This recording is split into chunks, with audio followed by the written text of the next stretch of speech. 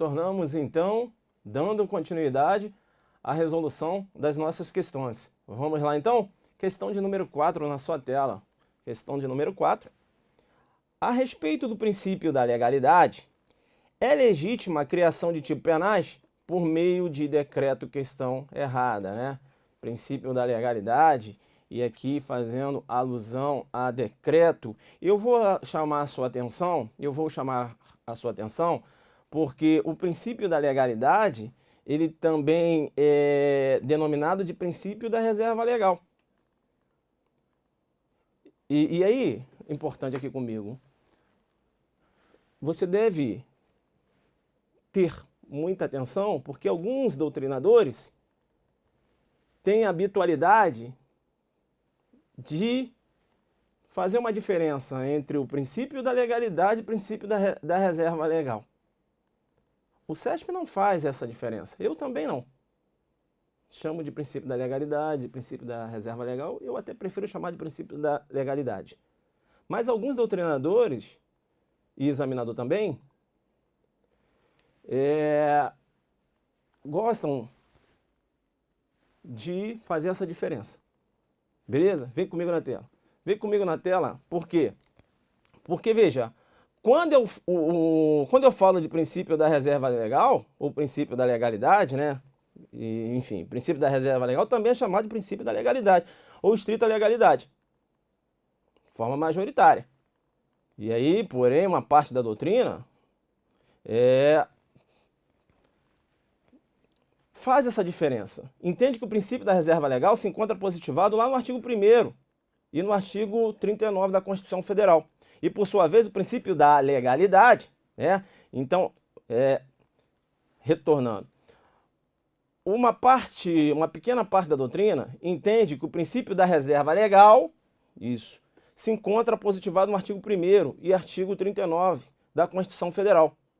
Por sua vez, o princípio da legalidade, para essa parte da doutrina, abarca todas as espécies normativas, constantes lá do artigo 59 da Constituição, como por exemplo,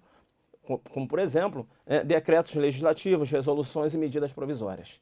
O CESP, e aí eu já falava isso no início da nossa abordagem, o CESP não faz essa diferença.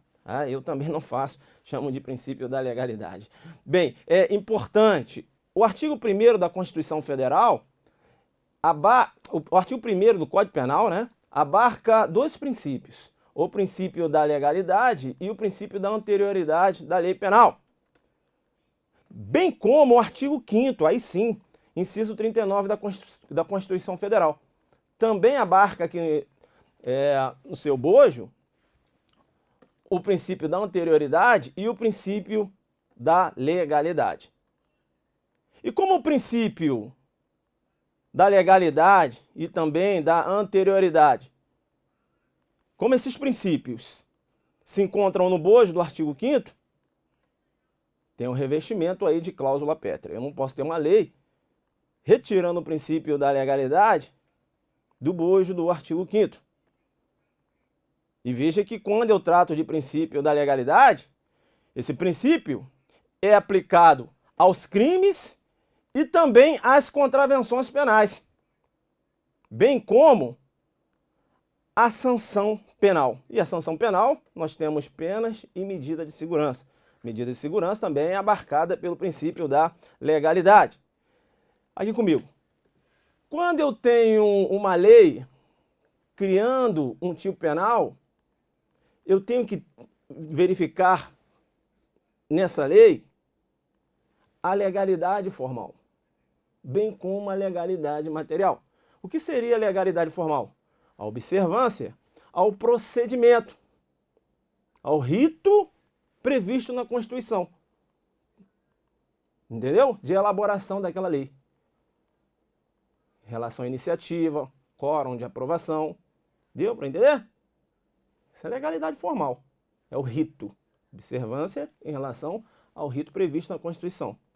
Quando eu trato de legalidade material, eu tenho que verificar se aquela lei ela não traz em seu bojo uma matéria que se contrapõe ao texto constitucional. Eu tenho uma lei, por exemplo, prevendo a pena de morte no caso de roubo, delito de roubo. Não é possível, porque há uma vedação da Constituição em relação à previsão de pena de morte. Não se aplica pena de morte. Claro, essa é a regra. E o caso excepcional, a possibilidade da pena de morte no caso de guerra declarada. Deu para entender isso?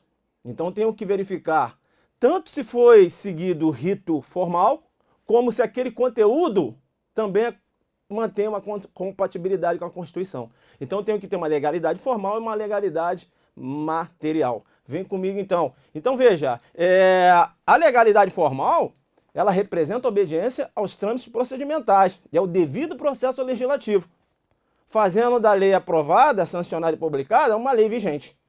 Agora veja, não basta só a legalidade formal. É imprescindível que a lei respeite o conteúdo da Constituição. Aqui eu tenho o quê? A legalidade material, bem como os tratados internacionais de direitos humanos, observando direitos e garantias do cidadão. Apenas uma lei revestida da legalidade formal e da legalidade material, apenas com o revestimento da legalidade formal e material, que eu posso dizer que essa lei é uma lei válida. Tranquilo? Beleza? Tá. Ainda em relação ao princípio da legalidade, é importante que o princípio da legalidade ele é um parâmetro fixador das normas penais incriminadoras, ou seja, os tipos penais de tal natureza somente podem ser criados por meio de lei em sentido estrito. E lá na nossa questão, menciona que eu poderia ter um tipo penal criado através de decreto. Não há possibilidade. Tanto o crime como uma respectiva sanção se submetem à lei. Veja, uma lei penal. Deu para entender? Imoralidade e legalidade. A prostituição é imoral, porém não é ilegal. Aqui comigo. Inclusive, o STJ tem esse entendimento. A prostituição ela é imoral, mas não é ilegal. E o STJ entende que a prostituta ela pode, inclusive, propor uma ação para que seja realizado o pagamento de um serviço sexual que ela prestou e aquele que a contratou não realizou o pagamento. Acabou induzindo essa prostituta a erro. Inclusive, se você for analisar a conduta desse sujeito, eu tenho uma violação sexual mediante fraude. Se ele falou que iria pagar e ela acabou cedendo ao sexo, aquele sexo foi possível porque ele induziu a vítima a erro. Eu teria, ele praticando uma violação sexual mediante fraude. Bem, e por que eu estou falando isso? É porque o STJ teve um caso muito interessante, que a prostituta, ela foi contratada para realizar um serviço sexual e o cara acabou não realizando o pagamento. Aí ela lançou mão de uma faca e exigiu o carro. Me dá esse carro. E o cliente acabou entregando o carro. Será que eu poderia falar em roubo majorado com emprego de arma branca? Para o STJ, não. Eu tenho um contexto de exercício arbitrário das próprias razões. Para o STJ, essa prostituta agiu como Estado fosse. Deu para entender? A figura do judiciário. Entenderam ou não? Então tem exercício arbitrário das próprias razões. Se é exercício arbitrário das próprias razões, isso quer dizer o seguinte, que ela poderia propor uma ação para forçar aquele devedor a realizar o pagamento. Deu para entender? Então fica esperto aí, moralidade versus legalidade. Tá? Importante, vem comigo ainda. Ainda falando em relação ao princípio da legalidade, vedação ao costume incriminador. E a analogia em malam partem. A analogia é possível? Sim, mas a analogia in bonam partem. Lembrando sempre que a analogia é uma forma de integração do ordenamento jurídico. Tá? Ponto importante. Medida provisória pode tratar de lei penal? Medida provisória pode tratar de matéria penal? Aí sim, agora sim. Medida provisória pode tratar de matéria penal? Veja que o artigo 62, parágrafo 1º, veda, né, artigo 62, parágrafo 1º, veda a edição de medidas provisórias sobre matéria penal. Agora, eu tenho precedentes do STF entendendo pela possibilidade de edição de medida provisória, desde que seja em benefício do réu. O STF entendendo pela possibilidade de edição de medida provisória em matéria penal, desde que seja em benefício do réu. Tranquilo? Beleza? Tá. Importante ainda, o princípio da legalidade tem um fundamento político e jurídico. Inclusive, você tem, né, essa abordagem pelo professor Kleber Masson em sua obra. Fundamento político. O legislador, quando ele vai criar um tipo penal, esse tipo penal tem que ser um tipo penal fechado, taxativo, preciso. Eu não posso ter um tipo penal aberto. Deu para entender? Essa é a regra. Eu tenho até os crimes culposos, né, que é um tipo penal aberto, mas a doutrina entende que, muito embora o crime culposo seja um tipo penal aberto, é um tipo que não ofende o princípio da legalidade, porque o legislador ele não tem como abarcar todas as formas de imprudência, imperícia ou negligência. Deu para entender? Mas vamos lá. Eu não posso ter um tipo penal aberto, a regra. Um tipo penal aberto. Beleza? A regra, que aí você tem os crimes culposos lá, mas o entendimento que prevalece é que os crimes culposos não há que se falar em ofensa ao princípio da legalidade. Beleza, então esse é o fundamento político. O legislador ele tem que ser taxativo, né? Ao criar um tipo penal. Eu tenho que ter uma redação fechada. Deu para entender? E o fundamento jurídico? Uma vez que o legislador criou aquele tipo, o juiz fica adstrito ao tipo. Deu para entender? O juiz ele não pode criar um tipo penal da sua cabeça. Por exemplo, quando você fala de leis de crimes, da lei, né, de crimes hediondos. Por mais que a corrupção seja repugnante, o juiz não pode entender que a corrupção, seja ativa ou passiva, tem uma roupagem de crime hediondo. Por quê? Porque a lei não inseriu essas formas de corrupção, seja ativa e passiva, no rol dos crimes hediondos. Deu para entender isso? Tá. E pode cair na sua prova ainda as funções do princípio da legalidade. Vem comigo. Funções do princípio da legalidade, ou aspectos, né? Algumas doutrinas chamam de aspectos e outras doutrinas chamam de funções. O professor Kleber Masson, por exemplo, chama de funções. Então, ó, lex prévia. Vedada a vedação, né, de leis retroativas que agravam a punibilidade ou criam tipo penais. Há uma vedação. Eu não posso ter uma lei que venha retroagir agravando a punibilidade ou criando tipo penais, né, para abarcar condutas anteriores à sua vigência. Deu para entender? Lex scripta, vedação do uso dos costumes. A lei tem que ser escrita, né? Não há a possibilidade do costume incriminador. Lex certa, vedação da criação de tipos penais abertos ou indeterminados. Eu tinha acabado de falar. Beleza? E aí, aquela exceçãozinha que prevalece o entendimento que os crimes culposos não ofendem o princípio da legalidade. Tá? E a lex stricta, né? Vedação do uso da analogia in malam partem. É possível analogia? Sim, mas in bonam partem. Tranquilo? Beleza? Questão número 5. De acordo com o princípio da adequação social, não pode ser considerado criminoso o comportamento humano que, embora tipificado em lei, não afronta o sentimento social de justiça. Questão correta, né? Questão trata do princípio da adequação social. Aqui comigo. Princípio da adequação social.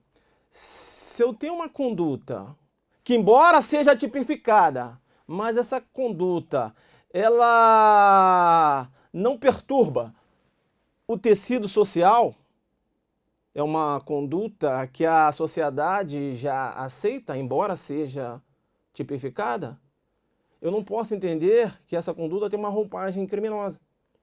O juiz, no caso concreto, deve entender que essa conduta perdeu o seu sentido de criminalização.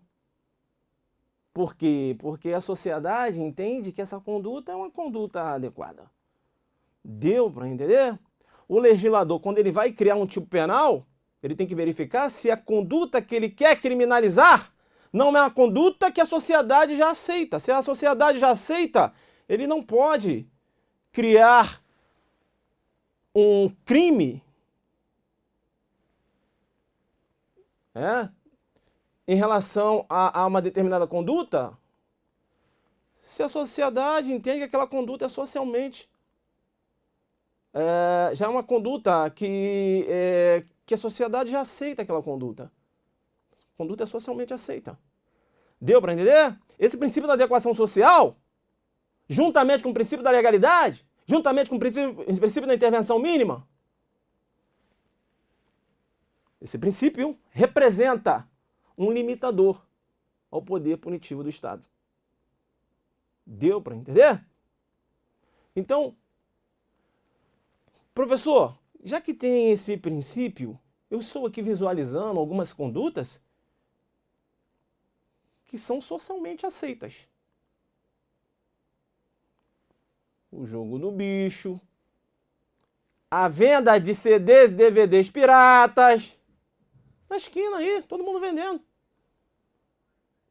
Essas condutas, qual é a visualização do judiciário, então, em relação a essas condutas? Faça o princípio da adequação social. Veja que, pelo princípio da adequação social, essas condutas teriam que perder essa roupagem criminosa. Mas é esse o posicionamento do STF? É esse o posicionamento do STJ? Não. Esses tribunais entendem que não há que se falar em atipicidade dessas condutas. Inclusive, eu tenho súmulas nesse sentido. Vem comigo na tela. Vem comigo na tela. Muito embora eu tenha passado para vocês essa visão do princípio da adequação social, que não pode ser considerado criminoso ou comportamento humano que, embora tipificado em lei penal, não afronta o sentimento social de justiça, ou seja, não basta só a tipificação formal da conduta, há necessidade, entre aspas, da tipicidade social. Essa conduta venha a causar uma perturbação na órbita social. A visão social da conduta como uma transgressão. O STF, eu poderia também dizer, o STJ, e eu também poderia dizer também o STJ, e também o STF, tem uma certa resistência à aplicação do princípio da adequação social. Tanto é que eu tenho a súmula 502 do STJ. Presentes a materialidade e a autoria, a figura-se típica em relação ao crime previsto no artigo 184, parágrafo 2º, a conduta de expor à venda CDs e DVDs piratas. Para o STJ, não há que se falar em aplicação do princípio da adequação social nesse caso. De igual modo, em relação à contravenção penal do jogo do bicho, jogo do bicho é uma contravenção penal, uma outra espécie de infração penal. Em infração penal eu tenho crime e contravenção. Na França você tem 3 espécies, eles trabalham com crime, delito e contravenção. Para eles, crime e delito não há que se falar, não há que se visualizar como nós fazemos aqui no Brasil. Crime e delito é um sinônimo. Crime, delito, um sinônimo. Crime e delito, é a mesma coisa. Beleza? Na França não. Eles entendem que há uma diferença pelo grau de reprovabilidade da conduta. Então eles têm crime, delito e contravenção. Aqui nós temos crime ou delito e contravenção penal. São espécies de infração penal. E a contravenção penal, o jogo do bicho é uma contravenção penal. Então veja, o STJ, inclusive tem uma súmula 51. A punição do intermediador no jogo do bicho independe da identificação do apostador ou do banqueiro. Ora, o STJ, muito embora venha tratar da conduta dos envolvidos na prática da contravenção do jogo do bicho, ele aqui materializa a vigência do artigo 58 da Lei de Contravenções Penais. Ou seja, não há que se falar em aplicação do princípio da adequação social quando se fala também na contravenção do jogo do bicho, muito embora seja uma conduta já socialmente aceita. Tranquilo? A gente avança aqui para a questão de número 6. Conforme o princípio da culpabilidade, a responsabilidade penal é subjetiva pelo que nenhum resultado penalmente relevante pode ser atribuído a quem não tenha produzido por dolo e culpa. Opa, até aqui, né, correto, quando trata aqui do princípio da culpabilidade, também chamado, né, de princípio da responsabilidade penal subjetiva. O agente só responde se agir, né, se praticou a conduta, com dolo ou culpa. Até aqui está correto. Vamos continuar, né? Dessa forma, está concluindo. A responsabilidade penal pessoal impede que os familiares do condenado sofram com os efeitos da condenação de ressarcimento de dano causado pela prática do crime. Aí não, né? Questão jogo duro aqui, hein? Se o aluno vem direto aqui, ele dança. Que até aqui tá correto. Quem é que fez essa questão? Ah, foi o Adelante. Adelante jogando pesado, né? Então, olha, colocou aqui o princípio da culpabilidade. Realmente, a responsabilidade penal é subjetiva, com base no princípio da culpabilidade. E no final aqui, o Adelante, que jogou pesado, eu que preparei essa questão, eu entrei falando acerca do princípio da intranscendência.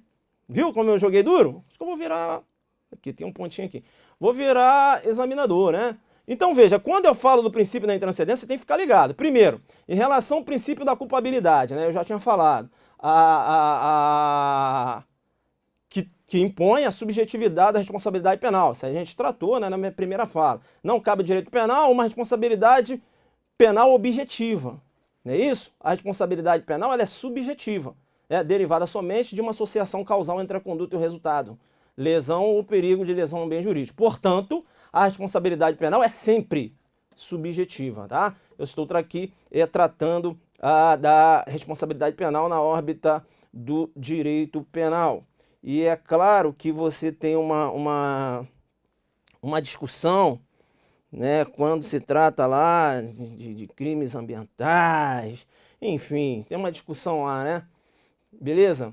Aí você fala de culpabilidade das empresas, mas se a empresa não tem conduta, mas não vai...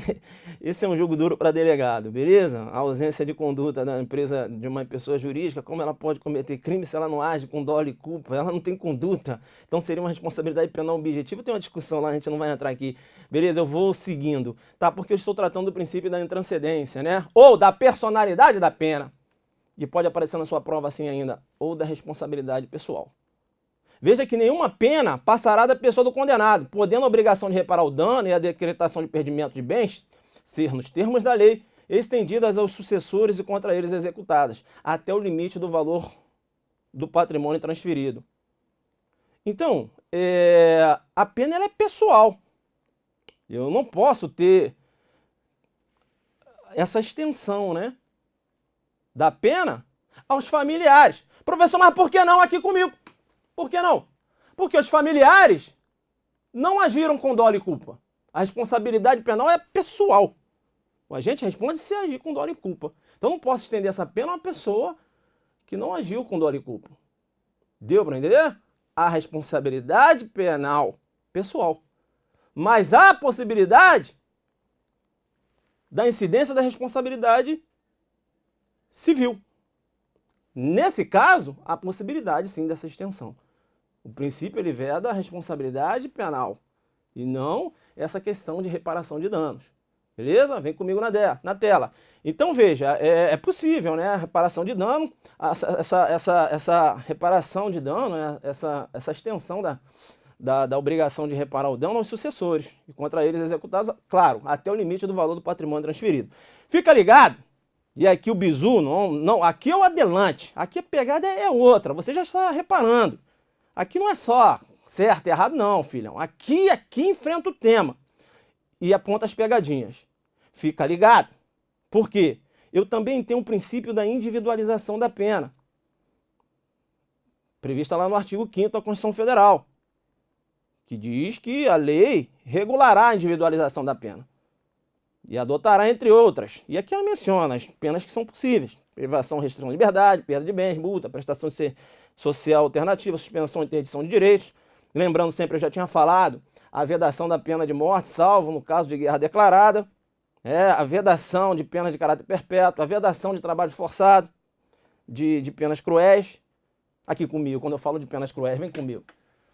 No Brasil, não há possibilidade da aplicabilidade da teoria ou cenário da bomba relógio. O que é essa teoria, o cenário da bomba relógio? Essa teoria ela trabalha com a proporcionalidade. Será que se eu capturar um terrorista, eu posso torturar esse terrorista para que ele venha confessar e indicar, confessar, né? E indicar, confessar a prática de uma ação e indicar aonde ele colocou determinadas bombas?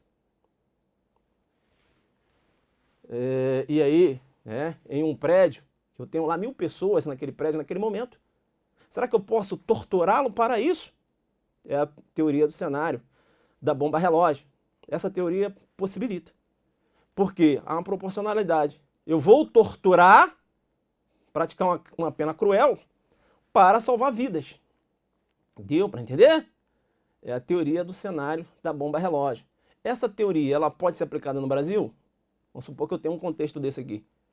Não pode. A tortura não pode ser aplicada nem diante de um caso desse.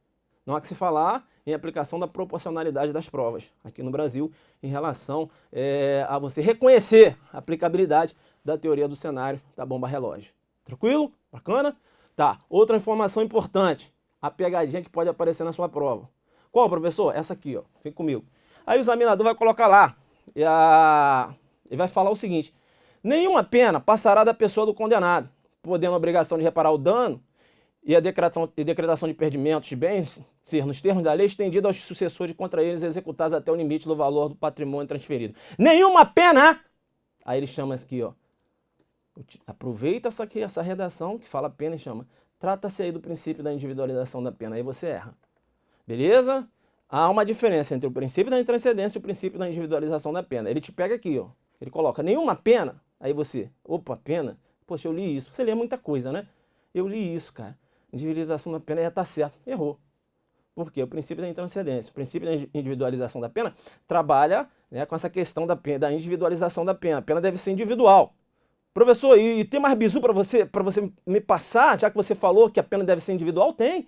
Porque eu tenho lá no artigo 29 que trata do concurso de pessoas aqui comigo. A pena é individual. O Tício cometeu um crime junto com o Mévio. Praticaram um furto. Isso não quer dizer que eles irão receber a mesma pena. O Tício pode receber uma pena e o Mévio um outro quanto de pena. Deu para entender? Não há que se aplicar a mesma pena. Deve-se verificar a culpabilidade de cada um. A culpabilidade, ela não só faz referência se o agente praticou uma conduta principal ou acessória, não. Não é só isso, não. Verifica também, verificada também os antecedentes. Então eu tenho o Tício, bandidão, já está no crime, e tem o Mévio, entrou agora. Entendeu? Praticar o furto, sim. O Tício vai receber uma pena maior. Por quê? Na medida da sua culpabilidade. Entendeu? Além de ser considerada a prática da ação, eu também vou considerar os antecedentes criminais. Então, eu vejo que em um determinado delito, pelo princípio da individualização da pena, isso não quer dizer que ambos os autores irão receber a mesma pena. E eu digo mais, eu posso ter um contexto do partícipe receber uma pena maior que o autor. Sim, isso não é impossível, não. Eu tenho um partícipe que entregou a chave para o Mévio de um veículo, uma chave micha, melhor dizendo. E o Mévio que furtou o veículo. Mas esse que entregou a chave micha já está na bandidagem, ó. E o Mévio entrou agora, menino, entrou agora, completou 18 anos. E esse aqui é bandidão já há muito tempo. Ele pode receber uma pena maior em relação ao autor. O autor quem? Aquele que praticou o verbo do tipo, com a teoria e objetivo formal, é claro. Beleza? Tranquilo? Então fica ligado. Muito importante acerca do princípio da individualização da pena. Esse princípio, então, ele fala, o princípio, a pena deve ser individual. Tá? Vem comigo na tela. Vem comigo na tela, então a gente avança, né? Agora sim, eu vou para a questão de número 7. E vamos lá, né? Bento praticou o crime de receptação, cuja pena de reclusão de 1 a 4 anos.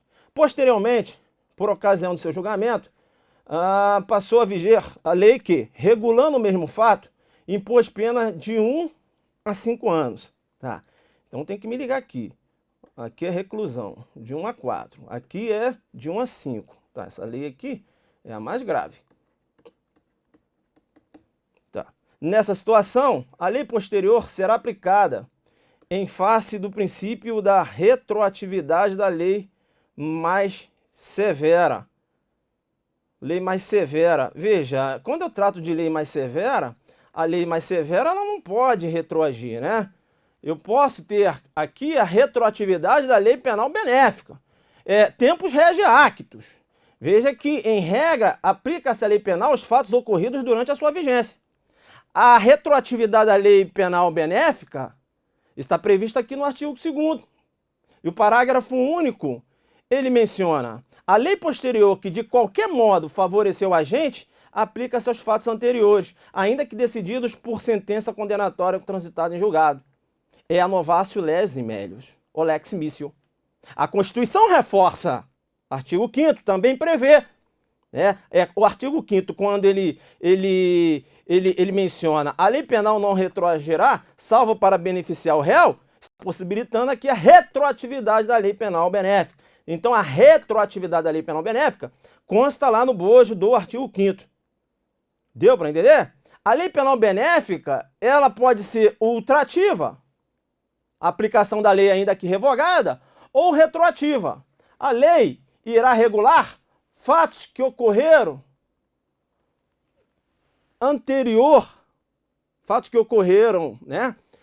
antes da sua vigência. Essa lei passou a ter vigência, ela vai retroagir. Deu para entender?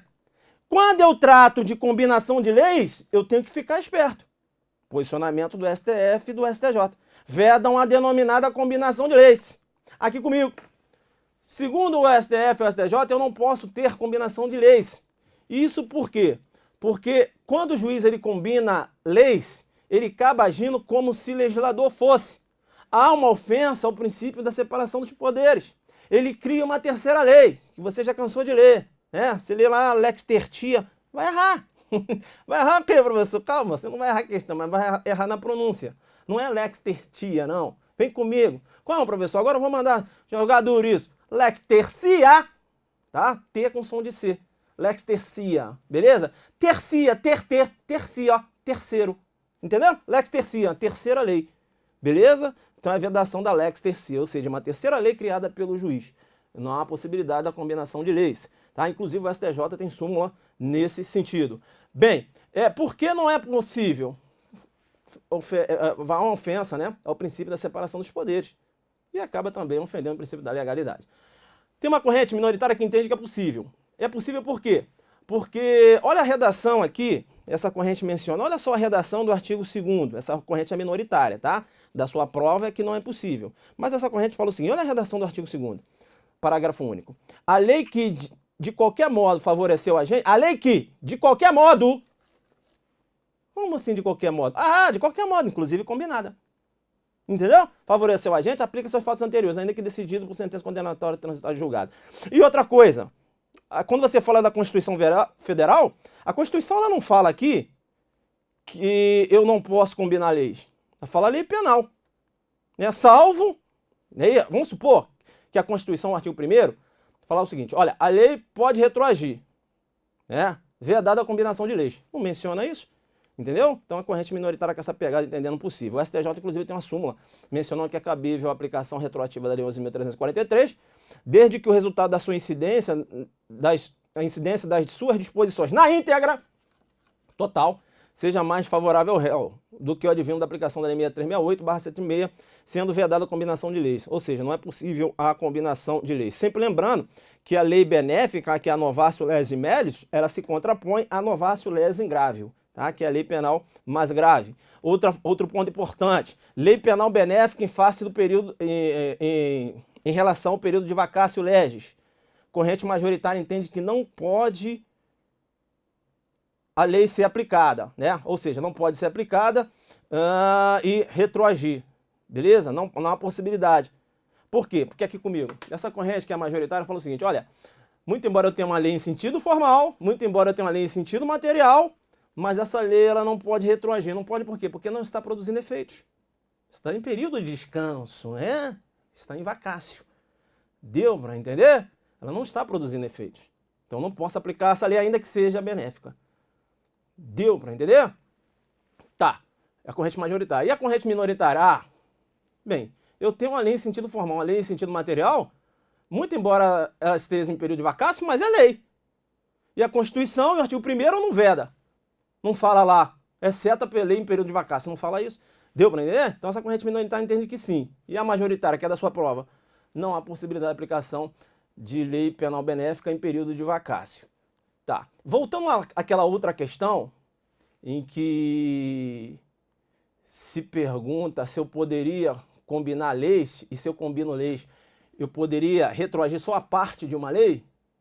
A corrente que entende que seria possível, ela fala o seguinte, um outro argumento que eu lembrei aqui.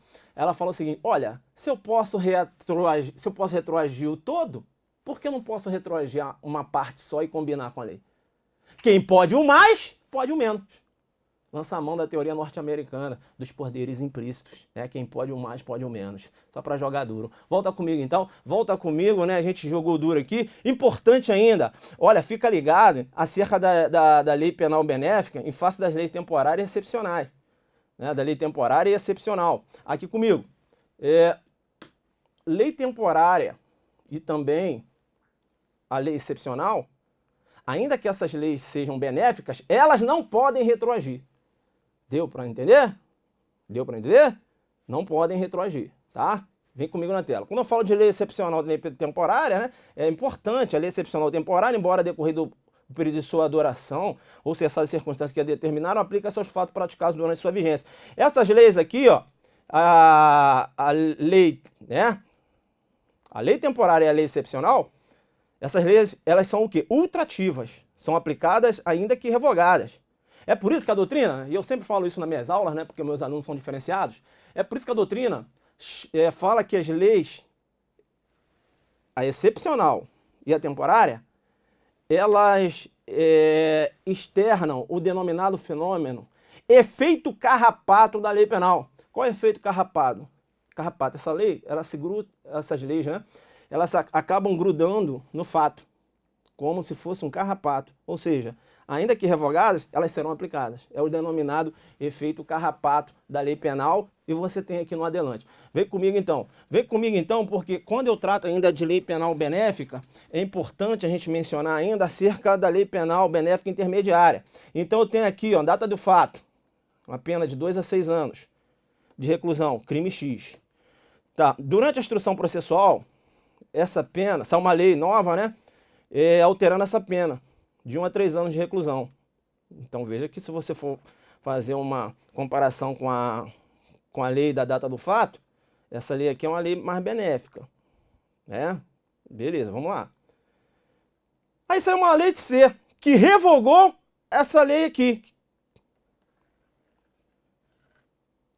que estabeleceu uma pena de 1 a 3 anos de reclusão, que é a lei da fase de instrução processual, que revogou a lei da data do fato. Agora ela também foi revogada por uma lei C. E a lei C, ela saiu na data do julgamento. E a pena de reclusão de 4 a 8 anos. Quando eu vou fazer aqui uma comparação, eu verifico que a lei mais benéfica é essa aqui, a lei intermediária.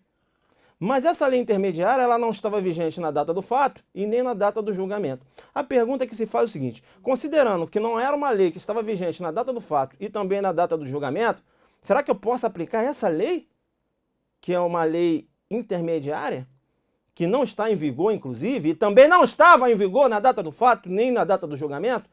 Exatamente, você vai aplicar a lei mais benéfica, independentemente se essa lei figura como uma lei intermediária. Beleza? Tranquilo? Tá. Importante, súmula 711. A lei penal mais grave aplica-se ao crime continuado ou ao crime permanente, se a sua vigência é anterior à cessação da continuidade ou da permanência. Então, se eu tenho aqui, ó, um crime permanente, extorsão mediante sequestro, e eu tenho uma pena da extorsão mediante sequestro, né? Tem uma pena lá. Se há uma lei posterior aumentando essa pena, e a vítima continua com a sua liberdade cerceada, eu tenho aplicação da lei penal mais grave. Deu para entender? Ainda que o cerceamento de liberdade tenha ocorrido na vigência de uma lei penal, se você for considerar, de uma lei penal mais benéfica. Eu tenho aí um crime permanente. Agora, fica esperto. Você entendeu que a lei posterior é mais grave? Deu para entender isso? Fica esperto, porque o CESP, ele já aprontou, já preparou uma questão dessa. Ele pode apresentar uma pegadinha para você. Qual é a pegadinha, professor? Ele coloca um crime permanente e coloca a lei posterior mais benéfica. E aí você que estuda no basicão, vai falar o seguinte, ah, crime permanente, aplica-se a lei posterior. Você vai errar. Vai errar por quê? Porque se ele colocou um crime permanente, extorsão mediante sequestro, eu tenho uma pena. Aí saiu uma lei posterior. Essa lei posterior é mais benéfica. E a vítima se encontra ainda com a sua liberdade cerceada. Eu tenho um crime permanente, sim, mas a lei posterior é mais benéfica. Vai aplicar a lei posterior mais benéfica. E não a lei penal anterior, que é mais grave. Por quê? Porque a inteligência da súmula é em relação a um contexto em que eu tenho uma lei posterior mais grave e não uma lei posterior mais benéfica. Se ligou? Vem comigo na tela então. Vem comigo na tela. Veja o importante aqui, ó. A lei penal mais grave aplica-se ao crime continuado ou ao crime permanente, se a sua vigência é anterior à cessação da continuidade ou da permanência. Professor, você falou aí posterior. Quando eu falo posterior, na verdade, eu estou falando o seguinte. A lei, ela entrou em vigor, a lei entrou em vigor posterior à prática da ação. Entendeu? Quando eu falei posterior, só para você entender, a súmula aqui fala anterior, mas quando eu falo posterior, é que essa lei entrou em vigência posterior à prática da ação. Mas essa ação ela é permanente, ela se prolonga no tempo. Então se essa lei entrou posterior à prática da ação, mas essa ação ela não se cessou, a vigência dela é anterior. Aí você chega a essa conclusão, a vigência dela é anterior à cessação. Entendeu? A vigência dela é anterior à cessação. Se não cessou, a vigência dela é anterior à cessação. Mas a lei entrou em vigor após a prática da ação. É isso que eu quero falar com vocês.